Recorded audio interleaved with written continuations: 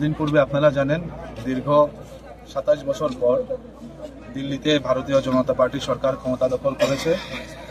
এটা দীর্ঘ ১০ বছরের অরবিন্দ কেজরিওয়ালের মুখ্যমন্ত্রী থাকাকালীন যে করাপশন, যে দুর্নীতি ওরা করেছে, মানুষকে যে মিথ্যে প্রতিশ্রুতি দিয়েছে, তার প্রতিফলন কিছুদিন পূর্বে ঘটেছে যে ২৭ বছর বাদ ৪৮টি আসন নিয়ে ভারতীয় জনতা পার্টির সরকার গঠন করতে চলেছে দিল্লিতে।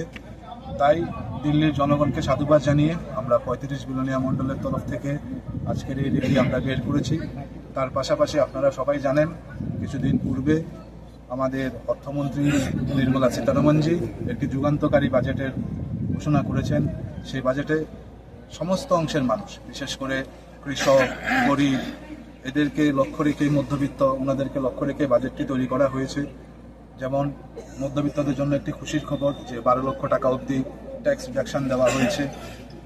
বিভিন্ন ডিস্ট্রিক্ট হাসপাতালে আগামী 3 বছরের মধ্যে ক্যান্সার ডে কেয়ার ইউনিট প্রতিস্থাপন করা, যাতে করে গরিব অংশের মানুষ এই ক্যান্সার রোগের চিকিৎসা করার জন্য বহিরাজ্যে যেতে না হয়, হাতের নাগালে যেন সবকিছু কম খরচে পেয়ে যায়। তার পাশাপাশি ক্যান্সার সহ ৩৬টি জীবনদায়ী ওষুধের উপর ট্যাক্স রিডাকশন দেওয়া।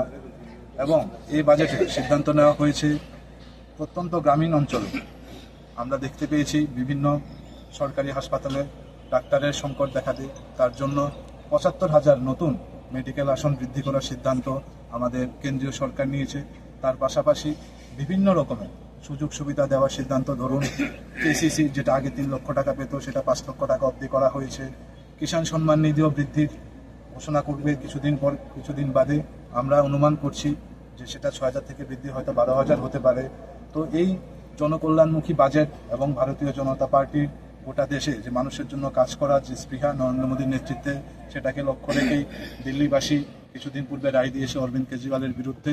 তাই আমরা আজকের এই বিজয় র্যালির মাধ্যমে দিল্লিবাসীকে অভিনন্দন জানাবো এবং প্রধানমন্ত্রীকে অভিনন্দন জানাই এবং আশ্বস্ত করি আমরা সবাই প্রধানমন্ত্রীর সাথে থাকবো এবং আমরা এও আশা রাখি প্রধানমন্ত্রী আগামী দিন আমাদের ভারতবাসীর সাথে এইভাবে কাজ করে যাবেন। ধন্যবাদ।